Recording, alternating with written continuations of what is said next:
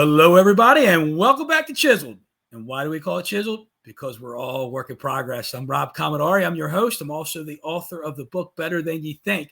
And I think today's podcast might be better than you think as well, because I have a special guest on the show today. His name is David Shar. And I met Dave through Toastmasters, about 14, 15 years ago. Is that correct, Dave? Something like that. We were just saying, we've probably known each other almost as long as I've known my wife. Yeah, so she's got to step aside and give me my time now, right? This is my time here the next 40 minutes or so, right? That's fair. That's awesome. So I know Dave for a long time through Toastmasters. And if you're not familiar with Toastmasters, it's a public speaking forum where you go to learn to be a better speaker and, might I say, a better listener as well. And it's also an opportunity to network and just become better. And we could also, you become chiseled in the way you listen and the way you speak. But Dave is a interesting guy, man. He's a very smart guy. I want to say one of the smartest guys I know. Very intelligent. He actually owned the Cold Stone before, correct? Mm-hmm. Cold Stone ice cream place, ice creamery, however you want to phrase that. But I love their ice cream. It's like you like it, love it, or gotta have it, right? Exactly. But he is a PhD candidate. And Dave, tell me what that means. So I had no idea what any of these terms meant either, before I went down this rabbit hole, and maybe I wouldn't have if I knew how much how much work there was to it. But PhD candidate basically means that I'm done all of the coursework that I will ever do. So it's less of me taking in knowledge that's sort of prepackaged in a course. The only thing I have left, and I say the only thing with quotation marks because it could take a while, is actually writing my dissertation. Wow, dissertation. So how long does a dissertation have to be? Because I write notes, and sometimes people tell me I wrote a dissertation. I know that's way shorter than what you have to do. Yeah, they can be pretty. They can be pretty long. They could take a long time to write. So we're talking years, like 3, 4, 5. I'm hoping, each year I have it as my goal to be complete, have my dissertation completed by the end of that year. So that was my goal for 2021 and 2022. And it's now my goal for 2023. We'll see how that goes.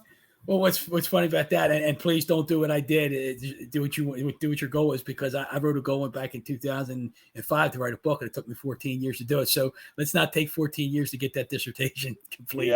Yeah. Your book was way too late coming out. You should have had 10 by now.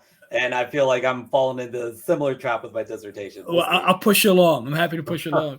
So Dave's he's married, and he's a father of 5 children. And kudos to that, because this day and age, raising 5 kids has got to be hard while in the process of getting his PhD. So David's getting his PhD in business psychology. Very interesting. So Dave, if you don't mind sharing with us, tell me how the business psychology thing came about. So originally I was a college dropout and an entrepreneur, and I was following, the entrepreneurial path, business after business, sort of like trying different things. And that's when I landed on Cold Stone. And with that ice cream parlor, I thought I was getting into the world of ice cream, and I was prepared for that. Very prepared for that, because for those of you who are not watching the video, I can inform you that when I was invited on a podcast called Chiseled, I was a little confused because I am not. I'm an ice cream aficionado, that I am. And so I thought it was getting into the ice cream business, but I had no idea what else I was getting into. So most of my employees came from the inner city of Baltimore. And from some really rough homes. And I was so ignorant that I didn't know that they weren't supposed to be loyal to me, and I wasn't supposed to be loyal to them. I was too ignorant to know that I shouldn't give a 16-year-old girl from the projects a key to the ice cream store and make her a manager on her 16th birthday. Luckily, she and my crew, they were just as ignorant. They didn't know I wasn't supposed to trust them either. And so they rose to that level of trust. And instead of having, in the restaurant industry, You see annual turnover rates of well over 100%, right? Like turning over more than your entire staff every year. In my ice cream parlor, people didn't want to leave. They would show up on their days off. There was this sense of community and purpose in scooping ice cream. And that was really strange and interesting to me that was happening accidentally, through my leadership, that I accidentally, like, I didn't stand in the way of it. So it kind of happened. And I wondered why so many of my friends who were lawyers, doctors, nurses, teachers, people who worked in objectively meaningful work, dreaded going to work on Monday, but these inner city teens and young adults were finding meaning in scooping ice cream. So that drove me toward Googling everything I could about employee engagement and really diving as deep as I could until I couldn't dive any deeper through Google. And I searched out furthering my education and ended up getting my master's at the University of Maryland, College Park in industrial organizational psychology, and continued on at the Chicago School of Professional Psychology, pursuing my PhD. Well, so what's interesting about that, you talk about meaningful work, and there's two things that come to mind for me. I have a real estate business. I have a company, a group, or whatever, how you want to phrase it, but a team. But we talk about, hey, building a team and coaching people along, and coaching to a point where, hey, they're good enough to leave and do this on their own, but the environment and the culture is so good they don't want to leave. And so you talk about the lawyers, doctors, and all these people that they come, they have people working for them and they don't want to come to work. They dread it on Monday morning. And you got people scooping ice cream. They can't wait to be there. And even on their days off, showing up. Right. So how do you said that you didn't get in the way, and it happened by accident. So how did you create a meaningful working environment at Cold Stone? Yeah, I think one of the main ingredients, maybe the main ingredient, was trust. I think giving people the trust that they deserved, instead of making them earn it or just having this natural distrust. I think when I trusted people and involved them in every aspect, if there was a marketing decision, I was asking my minimum wage, teenage ice cream scoopers what they thought, right?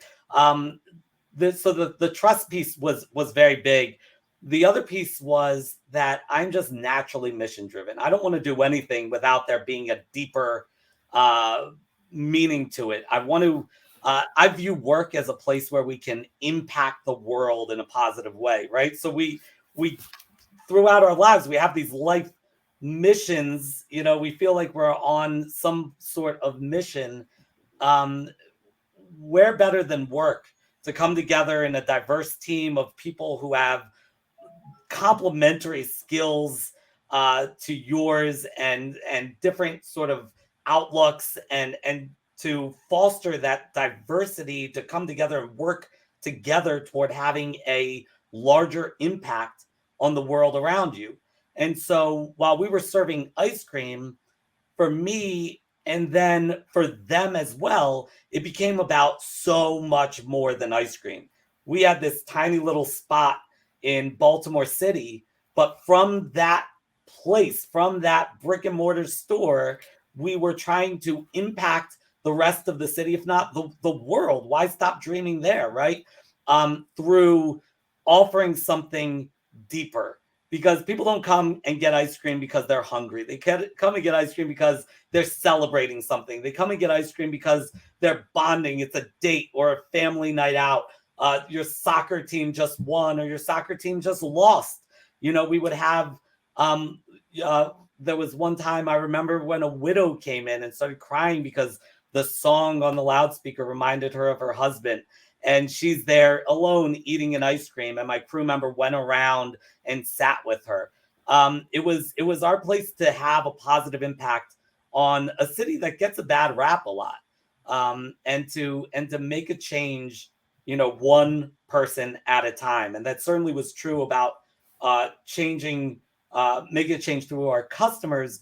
But it also, for me, became true about having that impact on my crew, on my employees, and taking that role of leadership very seriously, and not seriously as in my ego, but seriously as in the responsibility of it and the weight of it. When people come to work for you, and you have their identity is tied into it, and their lives, they dedicate so much of their life. Even for a part-time job, you're dedicating so much. That responsibility that a leader has is not something that should ever be taken lightly. So when you first bought into that Cold Stone franchise, was it like, okay, my goal is to buy a franchise, build this business and make money? Or right out of the gate, was it like, hey, I want to do some meaningful work with this Cold Stone franchise? Yeah, there was a natural excitement for me to work with my crew, right? It wasn't that I, sometimes you find people with businesses that their goal is to pull themselves out of the business and just have it run. Like, I wanted to be in there in the trenches, collaborate with my crew. So there were elements of it that were there, but I had no idea what I was going to find. The impactful day for me, when it all started clicking, was one day when one of my crew members, Simone, came into work, and she was acting really down. She was normally really sort of upbeat and would flip ice cream for people and do all sorts of tricks. But this day she seemed really different and much more quiet. And so I called her aside and said, "What's going on?" And that's when I saw that literally a tear was falling from her eye. I'm like, "What's happening?" And she told me that her boyfriend, who was either in the Bloods or the Crips — this is a high school kid, either in the Bloods or the Crips — he was shot multiple times, left for dead. They flew him to shock trauma, but the word was that they didn't think he was going to survive. And I asked her, "Why are you here? Like, don't come to work when you're Yeah. surrounded by trauma like this." And I basically tried to like push her out of the store, telling her to wherever you need to be, like maybe you need to sit alone somewhere, maybe you need to be with family or with friends, I don't know, but not at work. And she told me that she needs to be here, she can only be here, this is her happy place. And those words still ring in my ears. And that's really the best thing I can compare it to was when my firstborn was born. My eldest child, my son, when he was born, it was like it wasn't really real to me. I didn't really get what was happening. My wife surely did. She was pregnant for 9 months, but for me, I was sort of not like, I hadn't internalized it until the first time that I held him, and suddenly it was this huge spiritual moment, but it was also this moment where I felt this huge weight on my shoulders. And that moment with Simone was very similar to that for me. That I was so blessed to be in a position of leadership, and that I couldn't take that for granted, and that there was a ton of responsibility involved there. And my job was to be there for my people. And lo and behold, it turns out that when you were there for your people, they're there for you, and good things happen.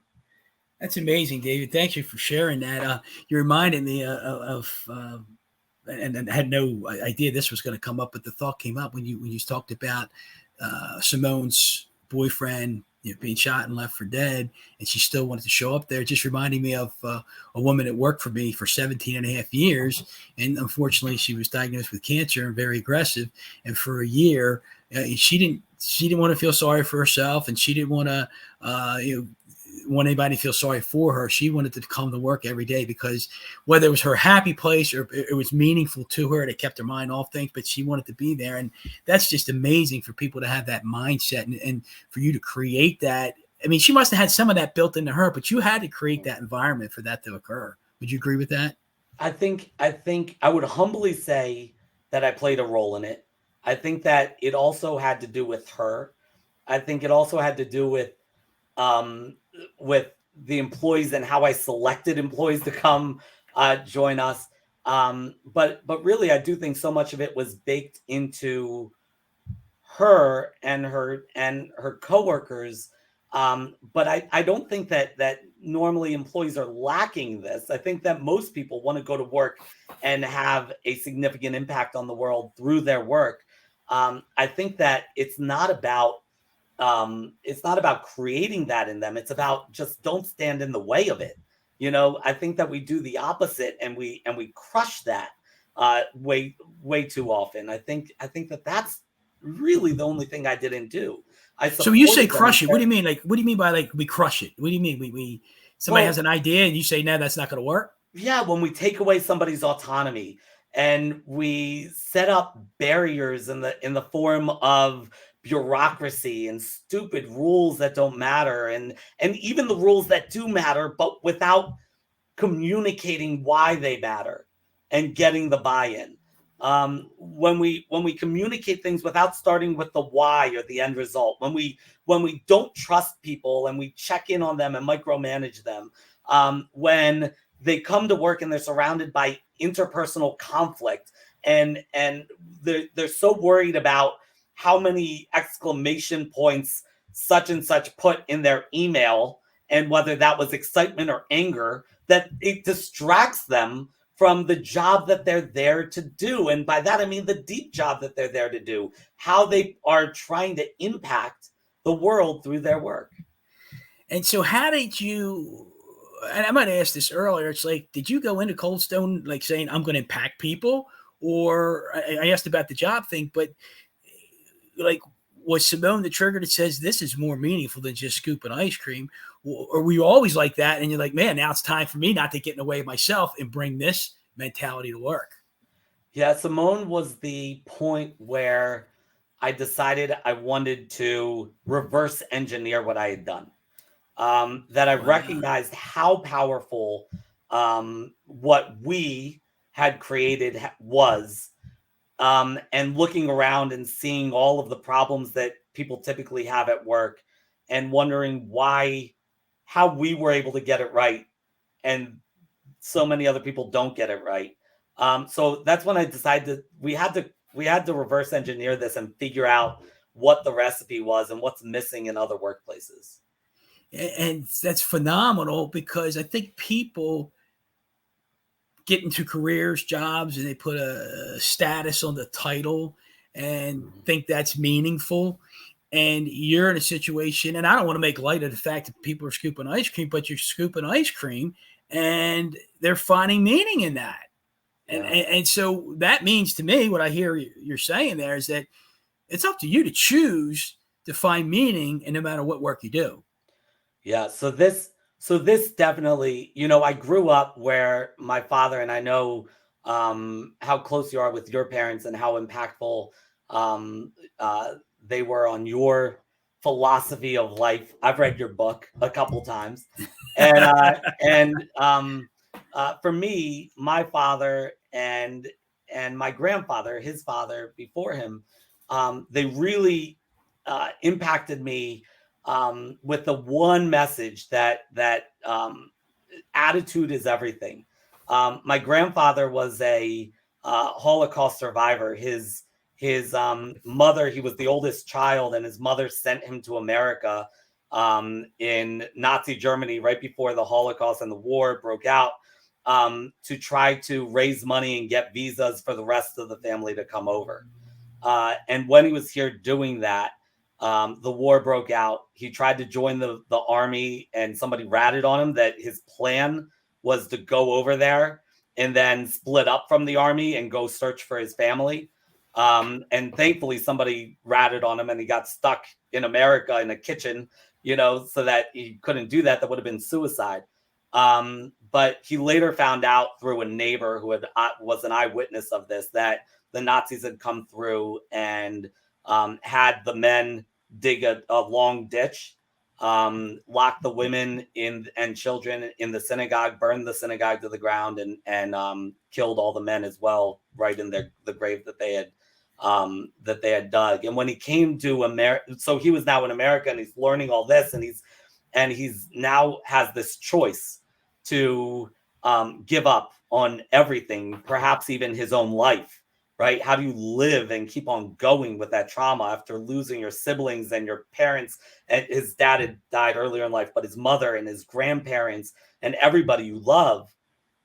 How do you move forward from that? So he had this choice to give up or to keep on going, and he kept on going. But more than that, he rebuilt. He built a business. He built a family. In fact, every one of his children, and I believe most of his grandchildren, were named after the people who were killed by the Nazis. And in his final years, he's sitting at the Passover Seder, surrounded by this enormous family that he had rebuilt from the ashes. And that was his answer to Hitler. Hitler had come and tried to destroy him, and nobody was going to destroy him.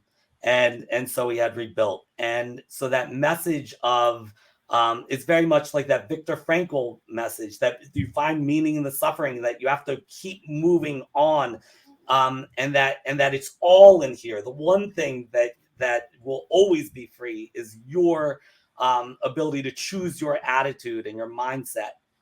That was ingrained in me. So my very first job, or one of my very first jobs as a kid, I was working in a kennel, and I was pooper scooping inside this kennel, and I'm standing there with a coworker of mine, and we're both pooper scooping. And I came to this realization as I looked over and saw her face, that this poor girl was standing here picking up poop. For me, it wasn't that. For me, I was creating this environment, a safe and healthy environment for these ailing dogs. I was part of their process of getting better. This was caretaking for me. And so it wasn't picking up poop, it was caring for animals. For her, it was picking up poop. So it's always been in me and a part of me, but the fact that it was contagious, and it spread to my Cold Stone kids and young adults was something else entirely. And it begs the question, why do any of us just go and clock out of life as we clock into work, right? And sort of just go through it to finance the weekends, if that. Work can be something bigger, and it's your choice. Dave, I'm sitting here like sitting on the edge of my seat, listening to every word you say, because it's so awesome. And you talk about, what I heard was perspective. You're either picking up poop or you're making a place clean for the dogs. Mm-hmm. And I hear the passion in your voice, man. I hear it, and I can see it on the screen right now. And you're somebody that cares. You care, and you want to have this impact on the individuals and on the world. And so the passionate Dave that I'm talking to right now, you're a high energy guy, right? And I appreciate that. So we, in a conversation earlier, we talked about passion. We talked about two types of passion. But if I can go backtrack a little bit, passion is derived from the word suffering, right? And so we talked about, I might be a little off track here, but we talked a little about having harmonious passion versus obsessive passion. Right. Can you elaborate a little more on that? Yeah, I think we're stuck in this crossroads right now where, reality and healthy reality sort of falls in the nuance, like we talked about also the other day, but we tend to go right toward the extremes. And so prior to COVID, we were so stuck in this workaholic, the humble brag of in the break room or on LinkedIn talking about, how many hours you work this week, and, poor me, but really you're showing off your value because you work so many hours. Look how important I must be. And that wasn't healthy. So then when things stopped and we sort of looked at everything again with these new eyes and saw that everything we had built around us, the rat race itself was basically a social construct, and not such an old one, right? And so we kind of, amidst this existential crisis that we were all having too, we looked at this and we said, whoa, I don't want that. It was like so many parents, I was one of them. became reintroduced to their kids for the first time, right? It was like, oh my God, look at these kids here. They're growing up so fast. And I had been laser vision on my career that I had, just put it aside. And yeah, when I get wherever the heck I'm going, then I'll catch up. And how many milestones did I miss? And that's the danger of passion when it's obsessive. I can't even tell you how many birthday parties of my own kids I missed. I remember a birthday party where I left. I had to leave my daughter's birthday party early, leave her and her friends and the guests and everybody early to get to work.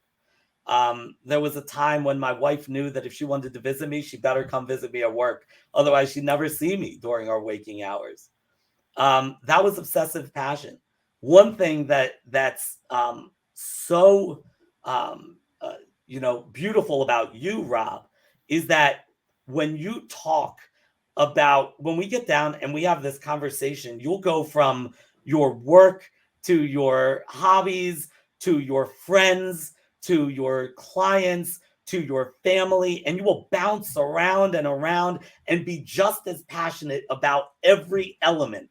And every aspect of that is so important to you. And a lot of people they focus so much on one that they get blinded to the rest. And it's like this false forced choice, right? What is going to be my passion? But you've always been multi-passionate for as long as I've known you. And that's powerful. And now we see within society, we see the great resignation followed by quiet quitting, which is just total disengagement, which naturally follows burnout, which so many people experience. And so we're in this, storm of workers just pulling away, and employers panicked and trying to pull them back or accommodate or whatnot. And what I fear is that we're colliding right toward this end where everything just becomes super transactional, and that work is no longer, nowadays you can't even talk about your work team as your family without people rolling their eyes. Yeah. There's so much cynicism. So the harmonious passion, though, that's the piece that, yes, passion historically within the literature, within philosophy, and also sometimes in psychology, passion has been seen as a evil, the opposite of rationality. But passion also has been studied as this very healthy construct. And harmonious passion is something that is a very different animal, so similar to obsessive passion. Work is still part of my identity, but it is not my identity. It is part of my identity. And so are these other things in my life. And so when people want to know what kind of passion they have for their work, they could just answer the question, how guilty do you feel when you're tucking your kids in at night because of the work that you're not doing? How guilty do you feel when you're sitting at work because you should be with your family? If you're feeling a lot of that guilt, then you are obsessively passionate. People who are harmoniously passionate, they're able to close their laptop and walk away to go to their kid's soccer game and come back to the laptop afterwards, knowing that everything will be all right. The work will still be there. It's about balance. So harmonious passion is equivalent to the a balanced life, maybe. Is that a better way to put it? Or yeah, and it comes from an actual love for the work.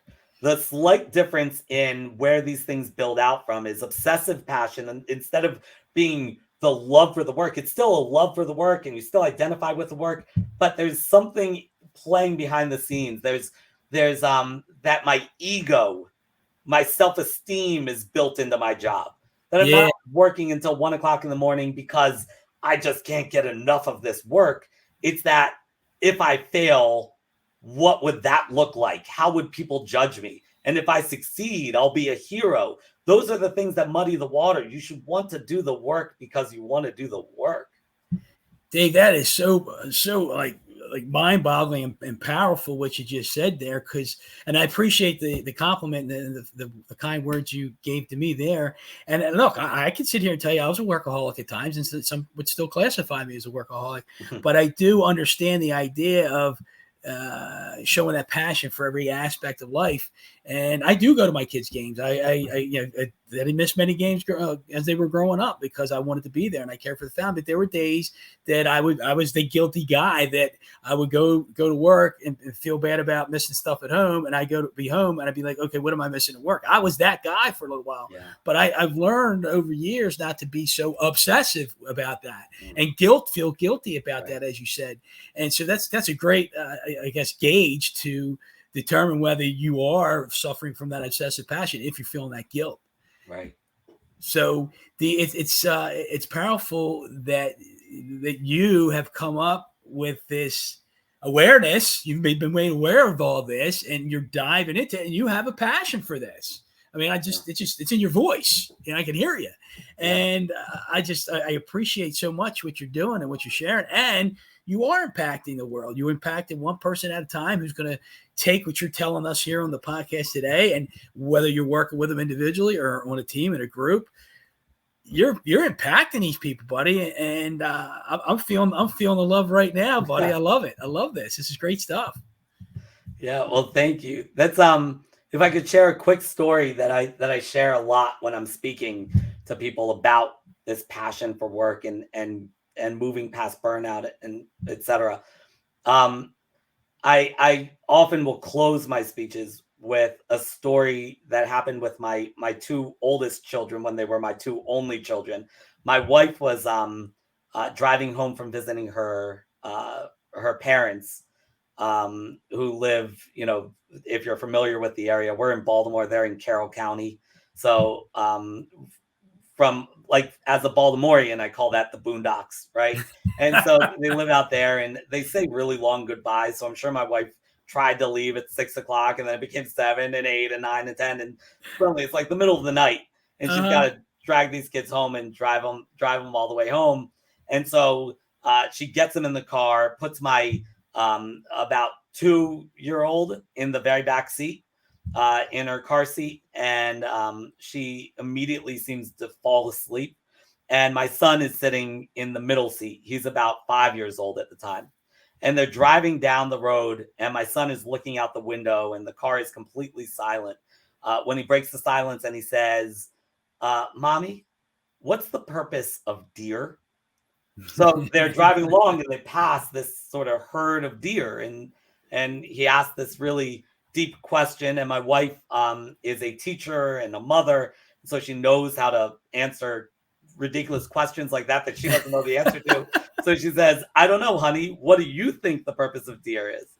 And turns it right back on him. And so from there, they start going back and forth and listing all the different things that deer bring into this world, right? Like grace and beauty, trim the grass. My son thought maybe to feed the foxes. He turned out okay, but that's where his mind went, and when they run out of ideas, the car goes completely silent again until 2-year-old Rena from the very back seat where everybody thought she was sound asleep peeps up and says, Mommy, what's my purpose? Wow. And holy cow, that's incredible. My wife's mind starts spinning like a mile a second, right? Like, what is Rena's purpose? And she's thinking, is she going to be the first female president of the United States? Is she going to invent the next Facebook? Is she going to find the cure for cancer? Like, what is her purpose? And before she can even utter a reply, my 5-year-old son says, that's easy, Rena. Your joy. That's your purpose. You make people happy. Oh my gosh. And I got chills, Dave. I got chills. So I remind people of this because, like my wife, we all knew that answer deep in here. At one point, we knew that your purpose is about the way you impact those around you. And it is as simple as that, and also as big as that, right? But we become indoctrinated to think that to live a meaningful life, we have to make it to the cover of Time magazine. We have to do something that drastically impacts everybody in this one fell swoop, and then you've lived a purposeful life, a meaningful life. But it's not that. And so we put this pressure on us. And so this is why you can find meaning in scooping ice cream or even picking up poop, because it's not about curing cancer. That's great if you can do that, but it's about the way you impact those around you with your authentic self. My daughter is Joy. That her name literally means joy in Hebrew. And Wow. so and it is so much her personality. And she does impact people in that way, in the same way that my son impacts people through his unique wisdom and curiosity, and my other daughter does it through humor, and we each impact the people around us, and therefore the world, through our small authentic actions. And that's all that's really needed. And if we go into work with that mindset, then yeah, you can make a difference at work, regardless of what it is that you're being paid to do. I can imagine you sitting there in the car and hearing that. You're so proud that your daughter asked the question, and then your 5-year-old son spits out that answer. I'd have tears in my eyes. Yeah, hearing that. I think that is so amazing, and I got so many more things whirling around in my head because I think about the Rudy and what's it Rudy, the movie Rudy, right? Yeah. And so remember the guy that he was a football player, but I guess he was the janitor in the stadium, or he was the guy that showed Rudy walking through the tunnel. He said, "You see that field?" And he was trying to motivate him, and he talked about purpose. He talked about, it's not about being this all-star football player. It's about how hard you work to get there. Yeah. And he had meaning in what he did. Is whether he was the maintenance guy or the janitor at the stadium, I can't remember off the top of my head here, but he had meaning in it. And so I think it's so profound that you're onto that and you're raising your kids that way. Gosh, it's incredible. And then the people you tied into that, hey, it's not about the name, the status. It's about making meaning and taking meaning in everything you do. And, you said, I love what you said. You said something so simple, which simple means like simple, small, easy, and it's so big. Right, simple and big. I mean, they're paradoxical in that sense of word. So that took me back to Toastmasters, and you and I being at Toastmasters. And I remember learning early on that, hey, the way you connect with in Toastmasters is tell stories. And there would be people that would say, my story's not big enough. My story's not good enough. And everybody's story, no matter how big or small they feel it is, impacts somebody. It's just about where you are and where they are in that moment you share the story. So that's that. I guess correlate that to what you said about having meaning at work. Your story, everybody's story has a meaning, and work has a meaning if you take that perspective and put it into it. That is so awesome, David. Thank you so much for sharing that. Yeah, of course. I got one more question here, and then actually two more. But I want to go back to that harmonious passion, obsessive passion, because I had a question and I meant to ask it. So if I'm a person that is aware, based on the symptoms that you gave here earlier, that I'm an obsessive, passionate guy, and I want to be that harmonious, passionate guy, what do I do? How do I make that transition? Yeah. So first thing to recognize is that we all have a little bit of both, right? So you can't categorize this person's obsessive and this person's harmonious, but you hope that you are much more harmoniously passionate, right? But they can coexist in a weird relationship, and they can ebb and flow. But if you're finding that you are too obsessively passionate, you need to put up boundaries, and simultaneously you need to connect with what's meaningful to you, right? Like what drove you here to begin with? Like, how did you get here? Why are you doing this type of work? And maybe the answer is that this type of work isn't for you, or this organization doesn't support you in a way where this organization isn't for you. But the place to start, like we've been saying, is in here, right? It's the mental game. It's am I being true to me, right? And am I connecting with the things that might be right in front of me? I forget the exact statistic, but they're now saying that a large percentage of the people who left their jobs during the Great Resignation regret making that move. So Wow. I think it might be like a third of people or something like that. It's a surprisingly large number, not the majority, but a surprisingly large number. And because I think sometimes we throw the baby out with the bathwater, right? And we start by pointing the finger at others. And if we allow our fate to be in the hands of others, for our happiness and fulfillment and meaning to be in the hands of others, we're never gonna find happiness, fulfillment, meaning. We need to own that. So really connecting with the things that you first connected with, that drew you to this profession or this job, is a place to start, while also putting up boundaries. Just say no sometimes. Protect yourself. Do calendar blocking and create specific time for your family, for you to recharge, for you to reflect, for you to write, for you to read, for you to reclaim your identity. One of the things with burnout that we see is that people depersonalize. It comes with the cynicism, but also like this depersonalization that they feel like, similar to depression. It's not as people expect, that you feel sad all the time. It's that you feel nothing all the time, right? You just feel disconnected from yourself.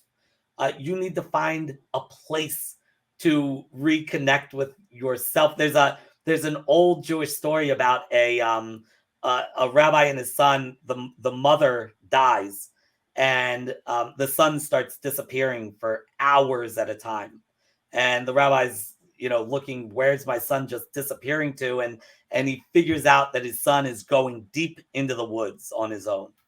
And so the rabbi says to his son, why are you going into the woods? What is it? What are you looking for? And the son said, I go into the woods to be close to God.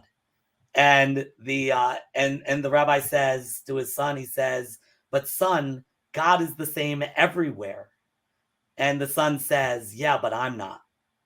Right? Oh, You got to find where you are, where you can feel yourself again, right? Something, whether it's in nature, or with loved ones, or with a good book, or writing, journaling, um, being in service to others, whatever it is that lights your fire. You got to light that flame, even if it doesn't feel like there's a real flame there yet. Just ignite the small flame and set up boundaries, and over time that flame will grow and become reignited.